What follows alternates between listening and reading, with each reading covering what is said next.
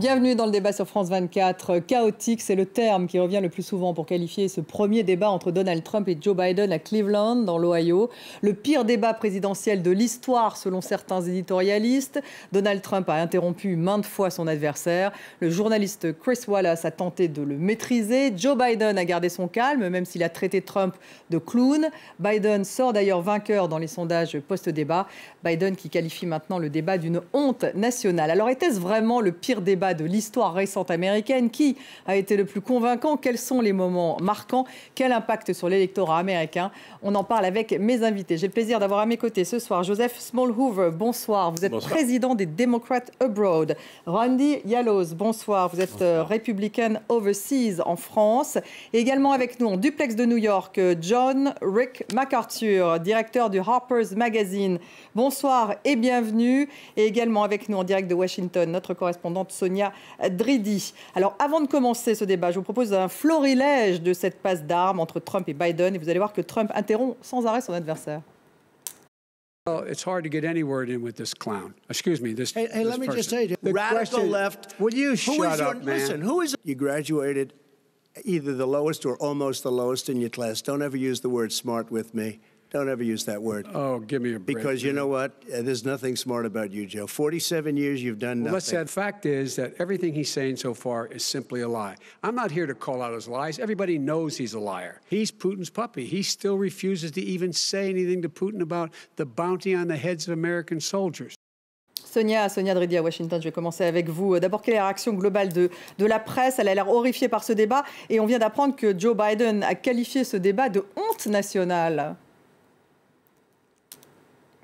Oui, tout à fait. Alors, le Washington Post a titré que ce débat était une querelle enflammée. Un autre quotidien a parlé de la débâcle du débat. Le New York Post a titré d'un mot nasty, ce qui veut dire mauvais, dégoûtant. Donc, non, vraiment, on a des Américains qui sont généralement assez interloqués, déçus par ce débat. Alors, moi, il y a et des deux côtés, hein, il y a un républicain qui m'a dit que c'était un cirque, il y a un démocrate qui m'a dit que c'était une honte. Donc, généralement, il y a quand même cette impression d'un débat médiocre. Sans surprise, Donald Trump a attaqué Joe Biden. Joe Biden a quand même réussi à s'en sortir parce que Donald Trump le présente depuis des mois comme un candidat sénile, un papy qui, selon lui, allait même se doper avant le débat. Et finalement, eh bien, on a vu un Joe Biden qui ne s'est pas laissé intimider. Il a aussi réussi à garder son sang-froid, même si parfois on a vraiment senti qu'il perdait patience. Il a notamment traité Donald Trump de clown. Il lui a aussi dit « mais quand est-ce que tu vas te la fermer ?» Finalement, donc c'est lui qui, je pense, ressort gagnant, mais je ne pense pas je pense qu'aucun des candidats est sorti vraiment renforcé de ce débat. Et Joseph Smallhoover, qui a été le gagnant de ce débat? Bon, c'était clairement le gagnant du débat, c'était clairement Joe Biden, le perdant du débat. C'était pas seulement Donald Trump, mais également le peuple américain, parce qu'effectivement, comme disait un des commentateurs de CNN, et je vais être très grossier, qu'il a traité de shit show. Shit show. Show de merde, pour dire en français. Oui, c'était quand même assez. Le niveau de débat était quand même relativement bas. On va écouter d'ailleurs Chris Wallace, le journaliste qui modérait ce débat. Vous allez voir que c'était compliqué pour lui. Arrêtez. Messieurs, je déteste élever la voix, mais vous me poussez à le faire. Alors voici le deal. Nous avons 6 thèmes. Nous avons terminé ce thème. Nous allons passer au thème suivant. Pour ce thème, vous aurez chacun 2 temps pour vous exprimer. Durant ces 2 minutes ininterrompues, Monsieur le Président, vous pouvez dire tout ce que vous voulez. Je vais poser une question sur la course à la Maison-Blanche. Si vous le souhaitez, vous pouvez aborder un autre sujet. Mais je pense que ce serait plus clair pour tout le pays si vous pouviez l'un et l'autre répondre sans vous interrompre. Je vous invite, monsieur, à le faire. Eh bien, lui aussi. Eh bien, franchement, vous l'avez beaucoup plus interrompu. Randy Gallo, c'est vrai que Trump a sans arrêt interrompu son adversaire. Ça lui a été bénéfique, vous pensez? Vous savez, Trump, c'est un combattant, il a du mal. C'est comme un boxeur, il va dans le ring et il avance. Et donc, c'était un moment très, très passionnant pour lui. En même temps, je pense que dans ces débats, il manquait vraiment de substance. On n'a pas eu vraiment un échange sur le fond des dossiers. Parce qu'il l'a interrompu sans arrêt? Non, même par rapport à ça, il y avait vraiment un manque et que je pense qu'il y avait des attaques personnelles de l'un et de l'autre. Même par rapport à certaines questions, je pense qu'ils étaient inappropriés d'attaquer sur la situation même du modérateur. Il a attaqué la situation personnelle de M. Trump. Donc, je pense qu'également... Vous critiquez, en fait, Chris Wallace, là. Oui, j'estime aussi qu'il devait le mettre à charge. Il l'a mis sur la défensive et je pense déjà à certaines questions. Mais M. Wallace, il fait ce qu'il veut. En tout cas, c'est vrai qu'il reprochait à Donald Trump de beaucoup trop interrompre Joe Biden. John Rick MacArthur, il y a eu de nombreuses attaques de Donald Trump contre le fils de Joe Biden, Hunter Biden. Biden s'est défendu. Est-ce que finalement, il choque toujours Donald Trump ou est-ce que finalement, ces interruptions, ces attaques personnelles fatiguent son audience aujourd'hui? Non, en effet, ce que j'ai remarqué hier, c'était qu'il a perdu un peu de son élan. Il n'a plus vraiment le sens d'humour vraiment qu'il avait, et c'était un grand avantage il y a 4 ans, parce qu'il se moquait, il ricanait. Là, il avait l'air vraiment incapable de considérer l'autre, disons. Ce qu'on a vu affiché et ce qu'on n'a pas remarqué dans les commentaires après le débat, c'est que de dire simplement que c'est une négation du civisme, comme a dit le Monde aujourd'hui dans leur éditorial, c'est l'incapacité d'être civil, de considérer l'autre personne. Et donc, dans ce sens-là, c'était très, très bien pour les Américains de voir Trump au pire, vraiment, dans un de ses pires moments, où il a affiché son mépris ou presque son incapacité de ressentir les émotions ou les gênes des autres personnes dans la salle.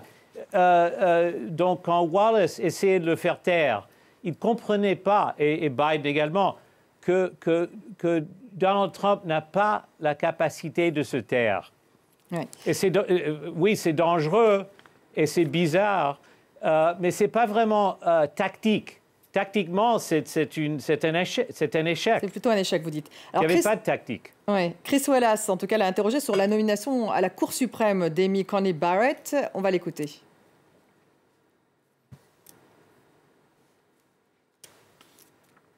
Le peuple américain a le droit de pouvoir donner son avis sur le vote d'un nouveau juge à la Cour suprême. Et cette occasion est donnée lorsqu'ils élisent leurs sénateurs et lorsqu'ils élisent leur président. Ils n'auront pas cette possibilité.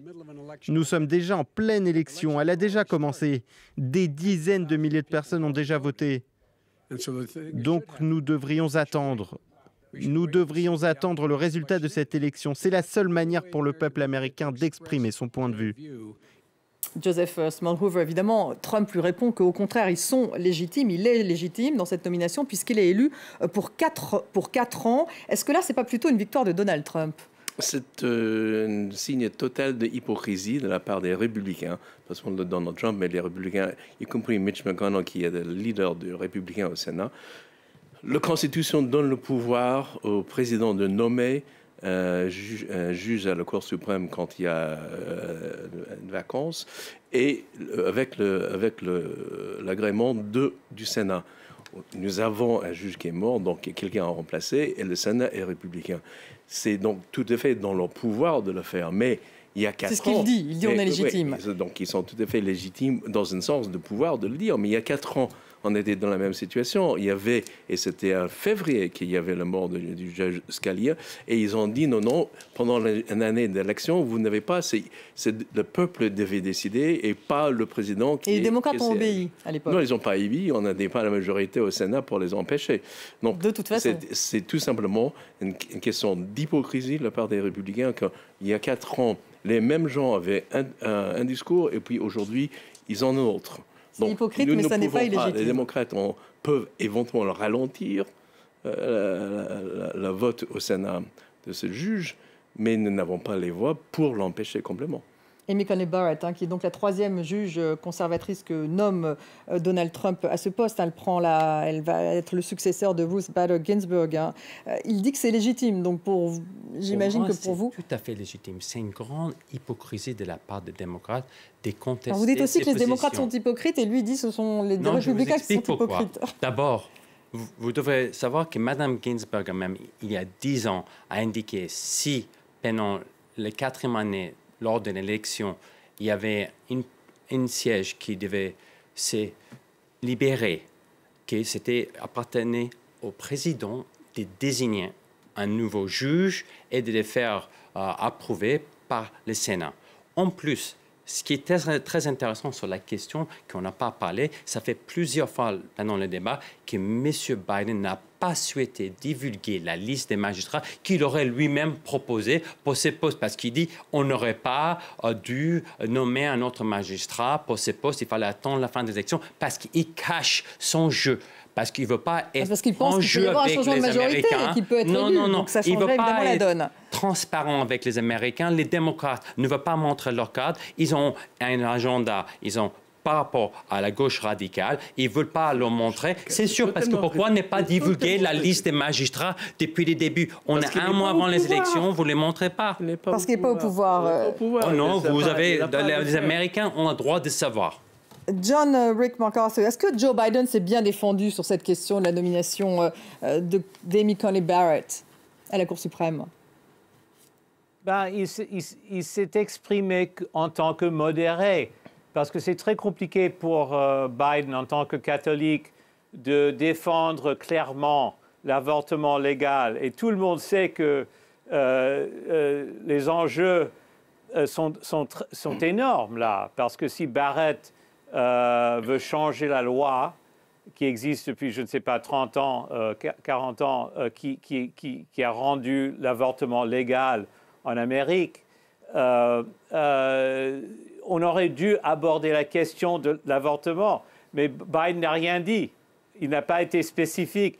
Et Trump non plus. Encore, je reviens au manque de tactique, de savoir-faire tactique chez Trump.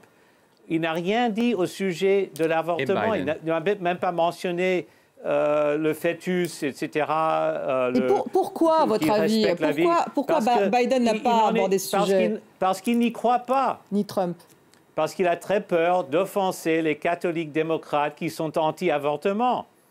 Donc, mieux vaut n'en pas parler directement.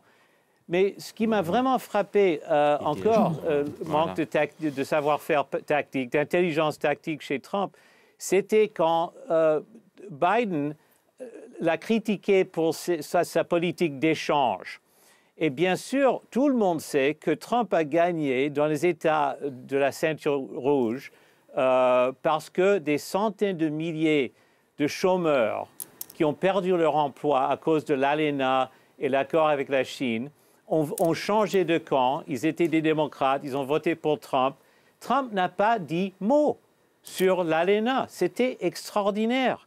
Et Biden l'a invité c'était vraiment l'occasion pour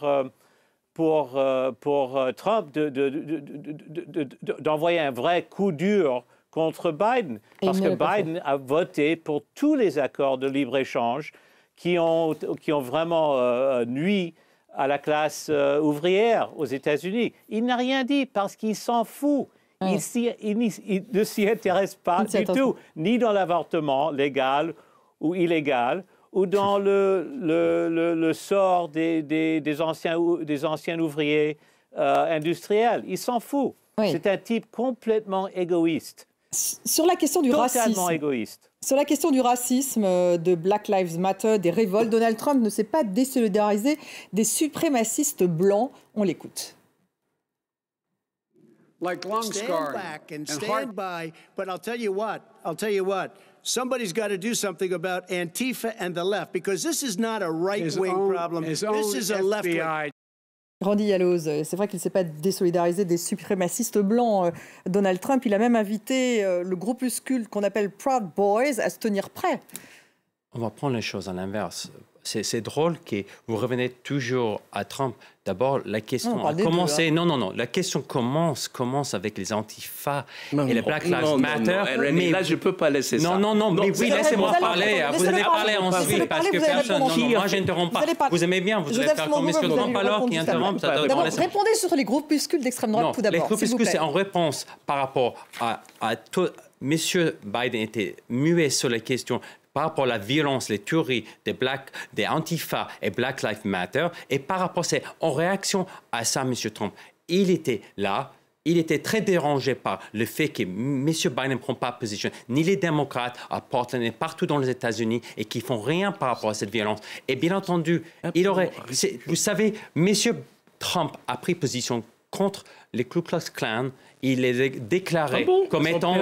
Oui, il les a déclarés comme organisation terroristes, les 25, et aussi les Antifa. Et ça, c'est clair, c'est pour les Américains. Il a pris position contre l'extrême droite et l'extrême gauche. En tout cas, là, il a invité le groupuscule, donc Proud Boys, Proud Boys, qui est un groupuscule d'extrême droite, me semble-t-il, à se tenir prêt. Il n'a pas dit ça. Non, il n'a pas dit ça. Il a dit restez sur vos gardes. Il a dit restez sur vos gardes. Restez sur vos gardes. Et aussi, Biden a fait le même message. Si on l'écoute bien entre les deux, il a laissé le même message entre Antifa. Quand on lui demande est-ce que vous allez condamner les violences, est-ce qu'il y aura la violence après les élections, il a dit Joseph Smallhoover, vous lui répondez. C'est la même chose. Vous répondez à Rolia, laissez-le répondre. Depuis le début de la présidence de Trump, même pendant la campagne, et même les républicains ont dit pendant la campagne, il y a 4 ans, le sénateur Graham l'a traité de raciste. Il disait qu'il était ouvertement un bigot et un raciste. C'est pas quelque chose de nouveau. Quand nous avions en Charlottesville, à l'Université de Virginie, il y a 3 ans et demi, une attaque par l'extrême droite qui a défilé avec des torches comme des nazis sur le campus de l'Université de Virginie, devant les statues de Thomas Jefferson, et ensuite dans la ville où il y avait une tuerie. C'est là où ça a commencé. Et elle a dit, il y a des gens bien des deux côtés. Non, il a dit là, hier soir, sur les Proud Boys, restez en retrait et restez sur vos gardes. Il a incité l'extrême droite à insurrection en cas des élections où il n'est pas d'accord. John Rick MacArthur, un mot justement sur ce qu'a dit Donald Trump au sujet donc des suprémacistes blancs, enfin des Proud Boys. Parce qu'encore, il a tranché là. Là, il a tranché. Il s'est dit, c'est pas la peine de faire appel aux modérés. Je vais vraiment susciter une réaction des extrémistes, de la droite. Et ça fait en effet un peu partie de son show, parce que c'est du showbiz de parler comme ça. Mais c'est aussi très dangereux, parce que ces gens sont armés. Et s'il y a des fusillades le jour du scrutin, on pourra blâmer Trump en certaines manières. Donc, c'est dangereux, mais finalement, c'est inefficace et c'est tactiquement stupide. Parce que Trump aurait pu, s'il avait un peu d'intelligence, s'il avait une durée d'attention un peu plus longue, il aurait pu attirer les gens un peu au milieu qui sont vraiment dégoûtés par les émeutes de Black Lives Matter et par les radicaux de gauche. Mais là, de prôner une réaction violente ou de suggérer une réaction violente par ces militants bizarres, les Proud Boys, c'est un peu de cracher dans les visages de tout le monde, dans le visage de tout le monde. Merci à tous les trois, tout le monde qui n'est pas fou. Oui, merci à tous les 4. En tout cas, c'est la fin de cette première partie. On se retrouve juste après une courte pause.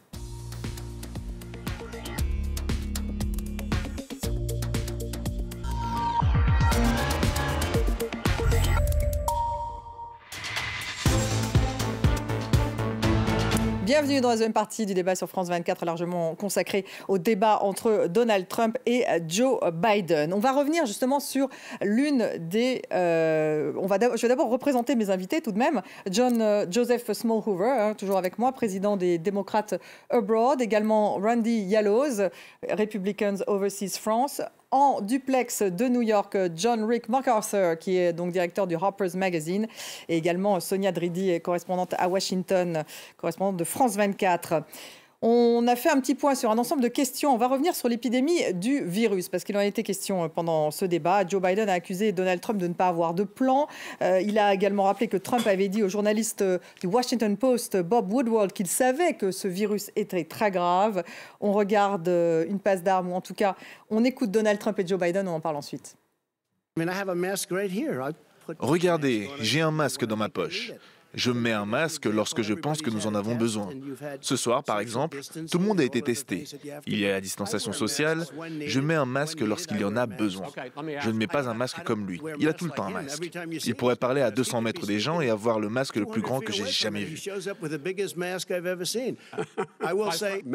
Les masques font une grande différence. Le chef du Centre pour le contrôle et la prévention des maladies a dit que si tout le monde avait un masque et respectait la distanciation sociale entre aujourd'hui et janvier, nous sauverions jusqu'à 100 000 vies. Ça compte. Il a aussi dit l'inverse. Aucune personne sérieuse n'a dit l'inverse. Randy Yalloz, il y a clairement une différence de point de vue là, entre les deux. Masque ou pas masque? Le masque, la question a évolué. Hein. Vous savez, aux États-Unis, ils ont deux points de vue. Il y a certains États qui proposent, et c'est volontaire, c'est pas obligatoire, et certains États sont... Et c'est pour le moment, selon ma connaissance, ça n'a pas été imposé ni obligatoire dans aucun des États. Et le président a dit que c'était recommandé et toujours recommandé parce qu'il pense que ça peut être très utile pour empêcher et prévenir la propagation du virus.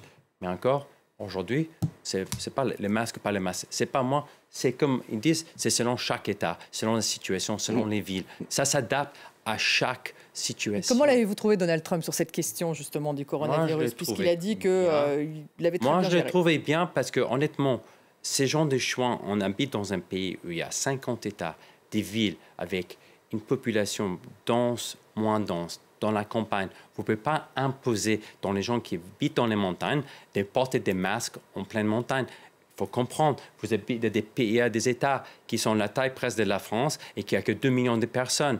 Vous devrez comprendre qu'il n'y a pas de logique. Il faut s'adapter à chaque situation et c'est tout à fait normal. Joseph Smallhover, c'est vrai que Trump reproche à Biden de vouloir confiner tout le pays. Ce n'est pas vrai. Il n'a pas confiné. Il ne veut pas confiner les pays. Il veut que les Américains soient dans une situation de pouvoir continuer à vivre sainement. Donc, ça veut dire, on sait très bien que les experts scientifiques ont dit que le masque protège très bien. C'est même la meilleure protection aujourd'hui parce que nous n'avons pas encore de vaccin, premièrement. Deuxièmement, les démocrates au Congrès ont proposé beaucoup d'argent pour permettre aux entreprises d'installer des systèmes sanitaires qui permettent de continuer à protéger la population tout en travaillant. Mais s'ils n'ont pas assez de moyens, les petites sociétés ferment, les boutiques ferment, les mom-and-pop stores ferment. Donc, résultat, c'est obligatoire, nécessaire de protéger la population. Et Trump, qui savait depuis le mois de février à quel point le virus était dangereux, a menti pendant tout le temps sur le danger et sur les résultats scientifiques en disant que c'était un hoax, c'était pas vrai, et ça allait disparaître. Il savait très bien que c'était pas vrai et il n'y avait pas de plan, il n'a toujours pas de plan. Oui, Sonia Dridi à Washington. Effectivement, c'est ce que dit Joe Biden à Donald Trump à plusieurs reprises pendant le débat. Il dit qu'il n'y a pas de projet, il n'y a pas de plan, en fait, de Donald Trump pour lutter contre le coronavirus. Oui, totalement. Il a même dit que Donald Trump avait paniqué. Il a déclaré que le pays était plus malade, plus faible depuis la présidence de Donald Trump. Et puis, il faut dire quand même que, oui, Donald Trump a sorti hier le masque un peu pour faire le show, pour dire qu'il était prêt à le porter dès que c'était nécessaire. Mais il faut quand même dire que pendant des mois, Donald Trump n'a pas donné l'exemple, n'a pas porté le masque et a même plusieurs fois insinué qu'il n'était pas efficace. Donc, il faut dire qu'il y a eu un retournement. il a retourné sa veste sur ce sujet. J'aimerais aussi intervenir rapidement sur ce que j'ai entendu à propos des Proud Boys. Je pense que c'est important d'en parler parce que ça a été un moment vraiment marquant qui marque encore les esprits et je pense qu'on va en parler pendant plusieurs jours ici. Ça a été un moment troublant. Donald Trump qui, encore une fois, n'a pas souhaité condamner les suprémacistes blancs. Il faut dire qu'il sait que beaucoup d'entre eux le soutiennent et clairement, il ne veut pas perdre des voix. Et c'est d'autant plus important parce que lorsqu'il avait déjà refusé de condamner les suprémacistes blancs en août 2017, au lendemain du drame de Charlottesville, c'est vraiment ça qui a poussé Joe Biden à se présenter. Et donc, c'est un moment, je pense, important. Et il faut dire les choses comme elles sont. Donald Trump a vraiment refusé, alors qu'il avait encore l'opportunité de condamner ces groupes d'extrême droite. John Rick MacArthur, sur cette épidémie du coronavirus, est-ce que Donald Trump, justement, n'est pas vraiment gagnant face à un Joe Biden qui parle effectivement de plan? Qui gagne, en fait, dans cette bataille sur le coronavirus, dans ce débat? C'est Biden qui gagne nettement parce que les banlieusards, les mères de famille, tout le monde a peur du virus. Ça domine la conversation ici. C'est plus intéressant que l'avortement, beaucoup plus intéressant. Et si on parle d'une question de vie et de mort, et de panique, et de fermeture de petits magasins, et un chômage énorme, je vis à New York, on a un taux de chômage de 20%. C'est extraordinaire, extraordinaire. Alors, c'est impossible pour Trump de regagner la confiance des Américains sur ce sujet parce qu'il s'est moqué du virus. Biden, qui est très faible, à mon avis, en tant que débatteur, a très bien marqué un coup quand il a dit... quand il s'est moqué de Trump pour son idée de se faire piquer avec qu'est-ce que c'est, avec de l'eau de Javel. Et Trump a été obligé de répondre « Ah, c'était une blague ». Mais comment? C'est ridicule. C'est absolument ridicule. Et c'est là où je reviens à mon thème que Trump n'a aucun sens du civisme. Il est incapable. Ça ne fait pas partie de son ADN.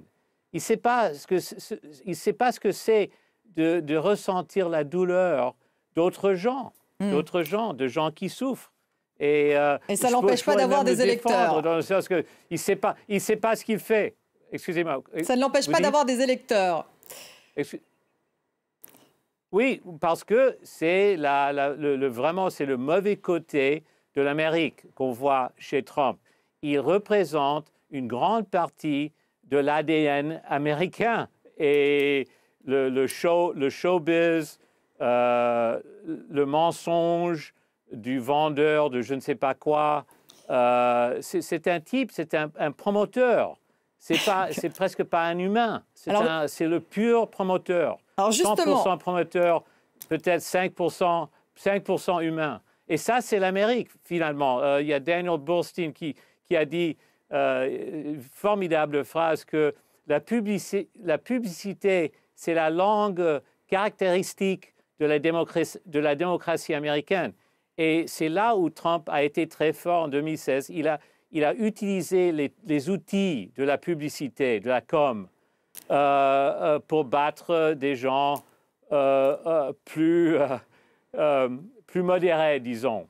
Alors, moins vendeur. Puisque vous parlez de Donald Trump, le promoteur, on va parler de ses impôts. Les impôts payés par Donald Trump, c'était une révélation du New York Times qui disait que le président a payé $750 d'impôts en 2016 et en 2017. Alors Chris Wallace, bien sûr, lui a posé la question, est-ce que c'est le cas? Regardez. J'ai payé des millions de dollars d'impôts. Mais laissez-moi vous dire quelque chose. Avant d'arriver ici, j'étais un entrepreneur, un homme d'affaires qui respectait les lois. Comme tout chef d'entreprise, nous analysons les lois. C'est comme ça que ça se passe. C'est lui qui nous a donné une loi qui nous permettait tous ces privilèges, de dévalorisation, d'optimisation, avec des crédits d'impôt pour des hôtels sur Pennsylvania Avenue. Ça m'a été donné par l'administration Obama. C'est incroyable.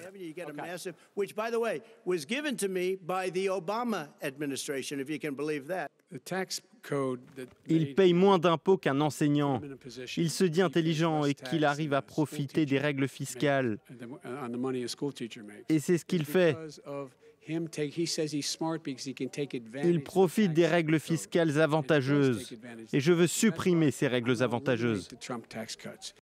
Joseph Smallhover, c'est la première fois d'ailleurs pendant le débat qu'on entend un projet, c'est-à-dire que Joe Biden dit qu'il veut revenir sur effectivement tous ces avantages fiscaux qu'il donne, dont Donald Trump... Voilà, il ne les a pas donnés à Donald Trump. Non, dont il peut profiter, c'est ce qu'il a dit. Il profite. Le Code général des impôts américains date de 1957.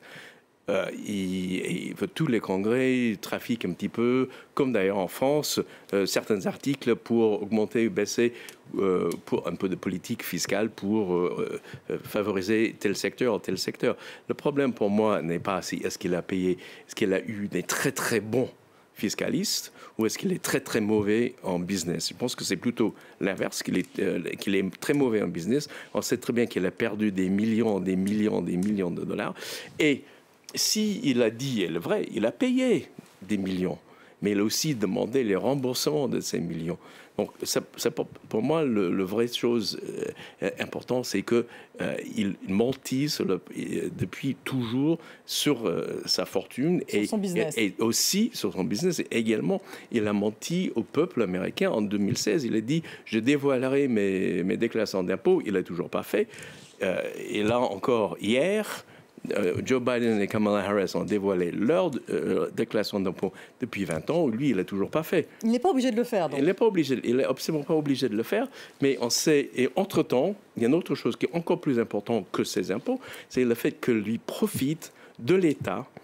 Chaque fois qu'il va à Mar-a-Lago en Floride, chaque nuit, parce qu'il dort plus à la Maison Blanche, il dort dans son hôtel à Washington.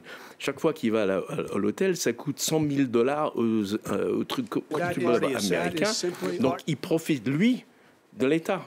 C'est la corruption pure. En tout cas, on vient de l'apprendre que des mesures allaient être mises en place donc aux États-Unis pour maintenir l'ordre dans les prochains débats. Ce sont les organisateurs qui le disent. Donc il y a vraiment eu un problème de discipline dans ce débat, globalement. Randy Yaloz.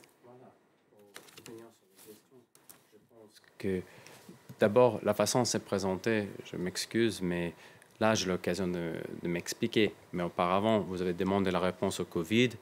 Et vous m'avez posé qu'une question sur le masque et tout le monde donne sa réponse sur la réponse globale. Chacun est intervenu une seule fois. Mais non, c'était la réponse globale. Donc là, je pense que c'est plus équilibré parce que je souhaite aussi pouvoir répondre quand j'entends pas mal de choses qui sont inexactes et erronées. Sur les impôts, donc, un mot. Dans les impôts. Il n'est pas obligé de... effectivement, rendre publique sa déclaration. Et il a donné déjà des éléments pendant les débats, vous l'avez entendu, il a donné des éléments sur sa situation fiscale, il a indiqué les montants qu'il a payés. Mais pourquoi ne donne-t-il pas finalement cette déclaration? Ça, c'est son choix, il a le droit. En tout cas, il faut savoir, vis-à-vis des Américains, M. Trump ne prend pas de salaire. Un président est payé $400 000 par an.